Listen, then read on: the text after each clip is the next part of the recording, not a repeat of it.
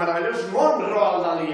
Us donaré un tastet de 5 de les seves històries, amb la intenció que us quedi el neguit de voler agafar els seus llibres i llegir-los.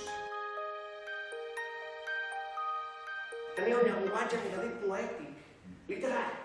Papa, que podries comprar un llibre? Tu per què vols un llibre, Per què vols un llibre? I per què volia un llibre, la Matilda? Per llegir, Que no t'agrada aquesta tele que tenim de 28 polzades, meravellós, que fan tots els teletubbies i totes les coses extraordinàries, Arribava a la biblioteca, agafava el llibre, s'asseia en una butaca i no parava de llegir. Després un altre, i un altre, i un altre, i un altre, i un altre, i un altre. Cap d'un temps tenia una pila ben grossa de llibres llegits. Malauradament, a casa seva, les coses no funcionaven massa bé. El va agafar i aleshores, amb un tub de pega ben forta, va posar-la tota la corona i es va posar al barret, sense adonar-se'n de res del que li passaria. No se la rentava mai. Ja li podia caure ketchup, sopa... Que tenia l'aperitiu per aquí dins, agafava i deia, aviam, aquí trobo per aquí...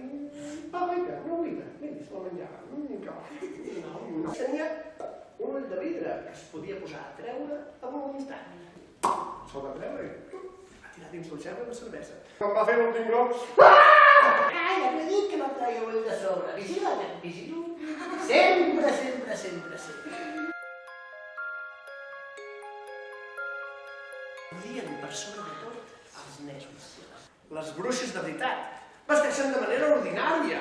I fins i tot tenen feines ordinàries, viuen en cases ordinàries i fan coses molt ordinàries. Tant ho pot ser la veïna que teniu al replà des de fa anys, com la dona que us heu trobat avui a la parada de l'autobús, o encara que us sembli impossible, fins i tot la vostra estimada professora.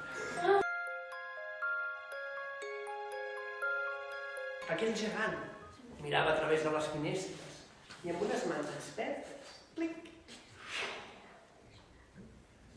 va bufar alguna cosa. Es va girar i zac! Va mirar directament a la Sofia. No se'l mengi, sisplau, no se'l mengi. Sabeu qui va entrar? Qui? Doncs, senyores i senyors, fins aquí us puc explicar...